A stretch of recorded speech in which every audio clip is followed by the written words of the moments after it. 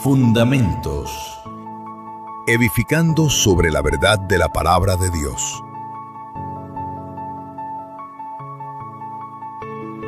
Bienvenidos a su programa Fundamentos. Enseñanzas bíblicas que edifican la mente, afirman el corazón y fortalecen la fe. Con el pastor Jorge Castañeda. Les invitamos a escuchar el programa de hoy.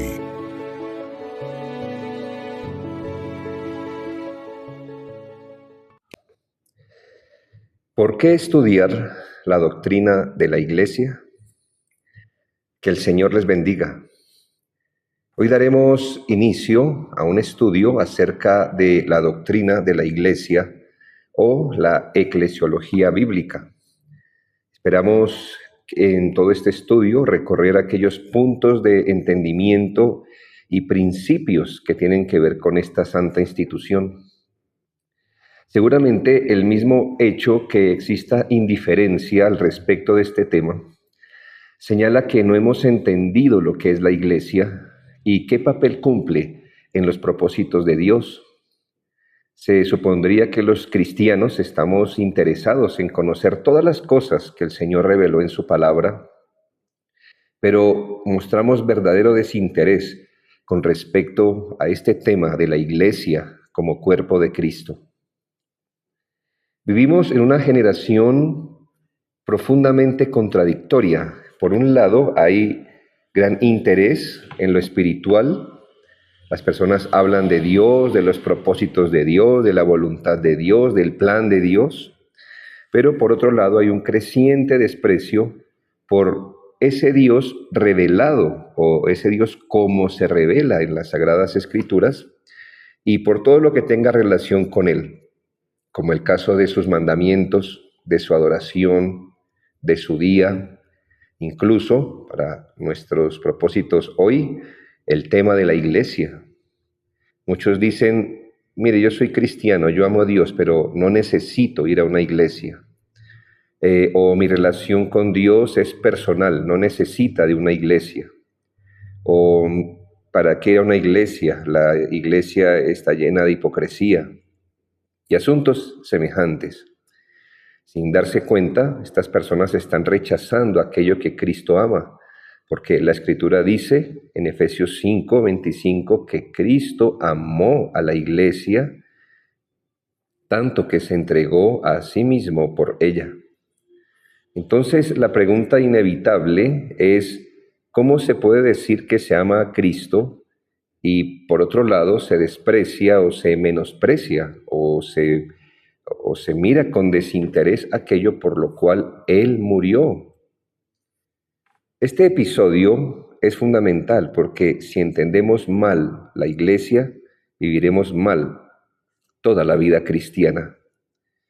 Por esta razón, tenga en cuenta en primer lugar que la Iglesia no es un accesorio, sino que es central en el plan de Dios, debido al sobreénfasis de una relación íntima y personal con Dios. Muchos ven la Iglesia como algo secundario, quizás como algo útil, pero no esencial. La Biblia presenta a la Iglesia de manera completamente diferente. Efesios 3:10 dice que el propósito de Dios con todo esto fue utilizar a la Iglesia para mostrar la amplia variedad de la sabiduría o de su sabiduría a todos los gobernantes y autoridades invisibles que están en los lugares celestiales.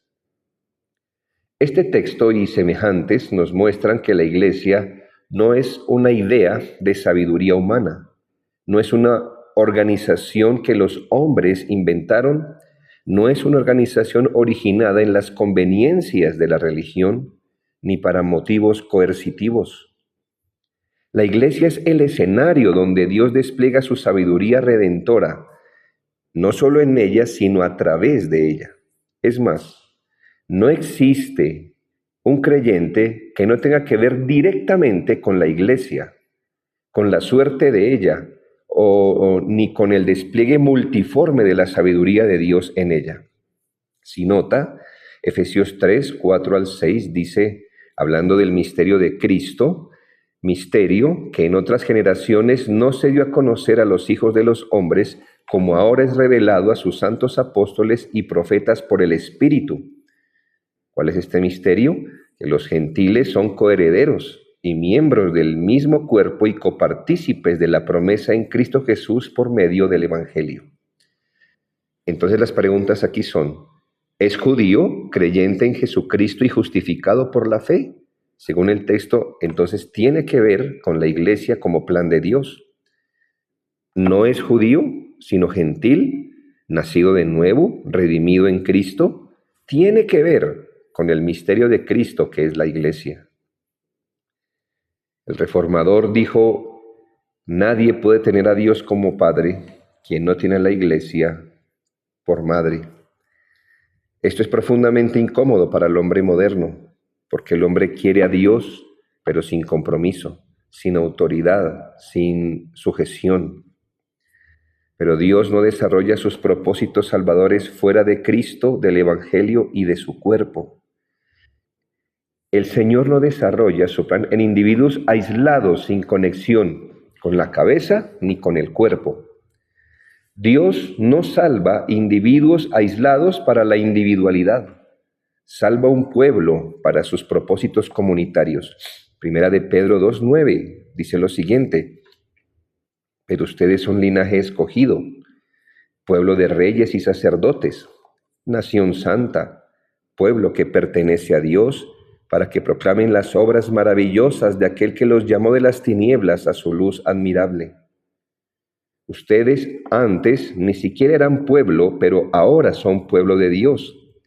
Antes no habían recibido misericordia, pero ahora ya la han recibido.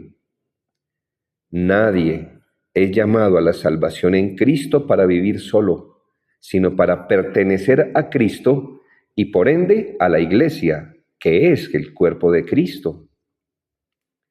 Ahora, reparemos en el hecho que, en segunda medida, ignorar la doctrina de la iglesia produce cristianos defectuosos.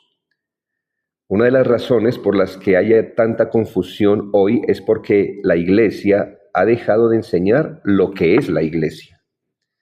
El resultado es evidente: cristianos sin compromiso, creyentes sin sujeción, personas sin sometimiento mutuo con el cuerpo de Cristo, iglesias sin disciplina, cultos centrados en el hombre, etcétera, etcétera. Y todo esto no es casual, es el fruto de ignorar la eclesiología. Ya que la iglesia es el almacén donde Dios distribuye sus gracias en Cristo, cuando alguien desprecia la iglesia, está despreciando aquel lugar donde Dios ha determinado bendecir de forma regular a los creyentes. Recuerde lo que dice el Salmo 133, que es allí donde están los hermanos juntos y en armonía, donde Dios envía bendición y vida eterna. Entienda, no porque Dios no pueda obrar fuera de la iglesia, sino porque Él ha decidido obrar principal y regularmente en ella. No puede haber un cristiano sano en la fe, vigoroso en su profesión cristiana, servicial y fructífero fuera del contexto donde Dios envía provisión espiritual para sus hijos. Ignorar la doctrina de la iglesia y la iglesia misma, porque la iglesia no es solo una doctrina, es una realidad, produce cristianos defectuosos. Y esto es así porque, en tercera medida, la iglesia es el medio ordinario de salvación y crecimiento. Como afirmábamos anteriormente, Dios solo salva por medio de Cristo, del Evangelio, pero sostiene, alimenta y hace crecer a su pueblo en el contexto de la iglesia. Hechos 2 describe la vida de los primeros creyentes y nos preguntamos, ¿cómo se describe desde una perspectiva visible su conversión a Cristo? Bueno, el versículo 41 nos habla de dos maneras. Dice, los que recibieron su palabra fueron bautizados y se añadieron aquel día como 3,000 personas. Entonces, si nos preguntamos, ¿cómo describe este texto desde una perspectiva visible su conversión a Cristo? Primero, dice el texto que ellos recibieron la palabra, es decir, la aceptaron, creyeron, recibieron el Evangelio, que sería lo contrario a resistirlo, desafiarlo u oponerse a él. Pero en segunda medida, ¿cómo se describe desde una perspectiva visible su conversión a Cristo?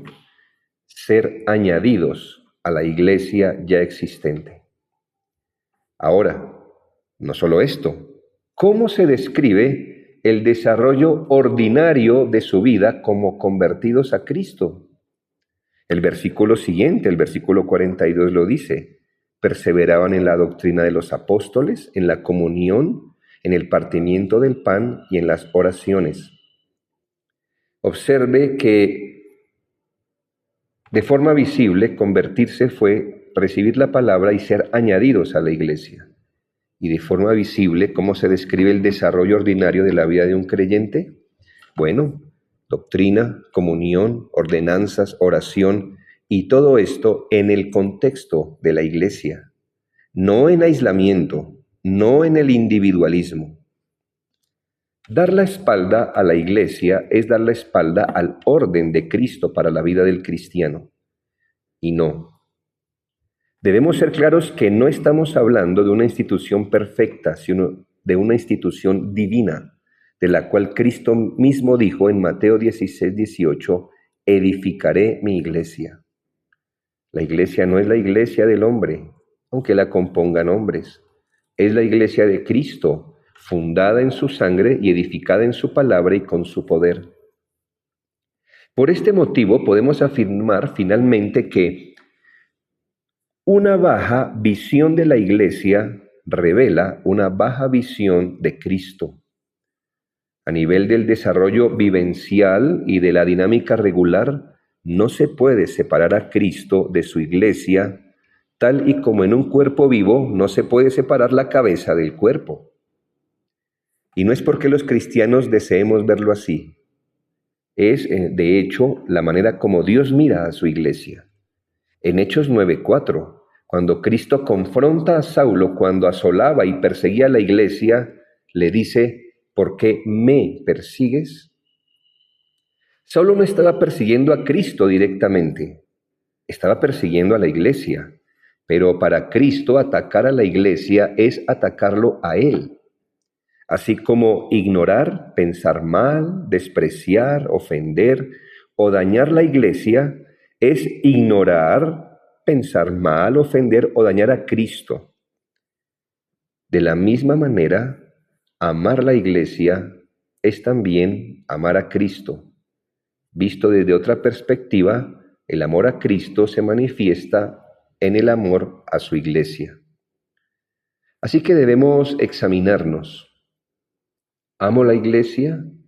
¿Pertenezco a ella?